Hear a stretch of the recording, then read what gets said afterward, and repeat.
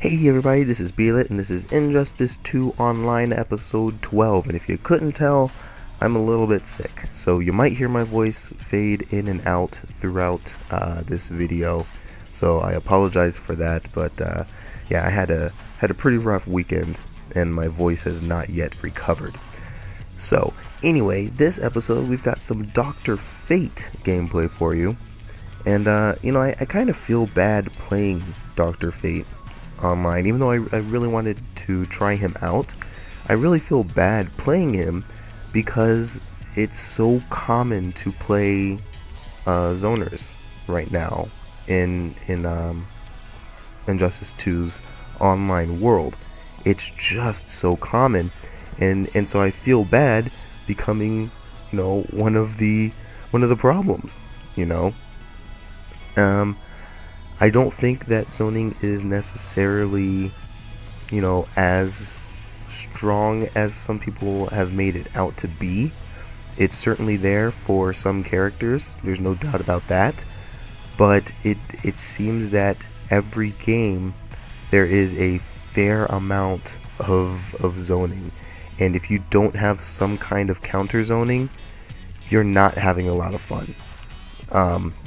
And if your counter zoning is just not up to par with where it needs to be, you're also not having fun.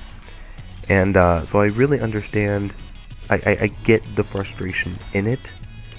I also understand because, you know, the characters with, you know, some of the zoning, Deadshot, don't necessarily have weaknesses up close. And here I did the super. I don't know if I had played this guy before, but I had some kind of feeling that he was going to be jumping, and a lot of people do jump after they hit you with a back 3 or something like that. Either most of the time it's a back 3, and then they'll jump afterwards. So yeah, it was a fairly safe bet to go for the super, but still waited just in case. And this is actually against Wonder Woman. It was kind of funny that I got an opportunity to fight a Wonder Woman while I was on my Dr. Fate kicked. Oh gosh, did I say that earlier? I don't know now. I might have said that earlier. If I did, oops. But it's kind of interesting that I got an opportunity to fight against my first Wonder Woman as Dr. Fate here. And I've actually kind of gotten into an idea that Wonder Woman might fight Dr. Fate fairly well. I'd still have to try it out a little bit more. Sorry, my voice was starting to get a little bit rough. I might have to try it out a little bit more, but the experiences that I've had so far have actually been pretty good as Wonder Woman. So I had this opportunity to kind of see how someone else approached it, which can be very helpful to watch someone else play the character that you normally do, and just kind of see their interpretation and see how they apply the things that either you apply differently or that you don't apply at all. One of the things that this person was doing is they were a bit. One of the things that I like to do is work behind the air shield toss a little bit more, especially against Fate. And here's a Wonder Woman mirror. This is awful. So I'll have plenty of time to keep talking about the Dr. Fate Wonder Woman thing. I like to work behind the air shield toss a lot, especially against zoners in general, just because it gives them something to think about, and it makes it a little bit easier in the future for me to approach. And that back 2-3 I should have punished with shield bash.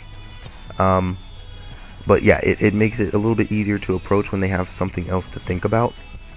But, oh my gosh, this is looking ridiculous. But you can't just get into the explicit mindset of going forward. You've got to throw something to get them thinking, get them looking for something other than you moving. Because you can either do it that way, which gives you a little bit of room to breathe, by, you know, throwing a shield every now and then, just keeping them honest, generally the air shield toss, or you can try to just walk them down. But if you commit to just walking them down, not throwing the shields, you better be able to walk them down very, very well. You better be really good at that.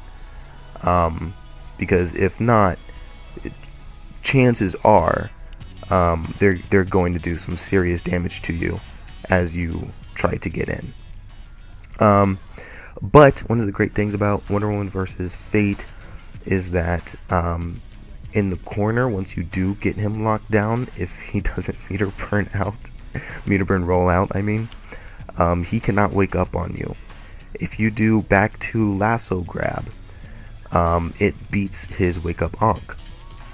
The back two will whiff, but then the lasso grab will come in during the animation, and he will get hit. The problem with that is you can only do it once, really, because the lasso grab after the hit has a lot of recovery, and it has some pushback in such a way that the only way for you to get in the range again is to be able to hold forward just a little bit, to walk forward a bit, and then do it. But you've got a 21 frame back two, and then you're holding forward on top of it, and you're just not going to get there in time.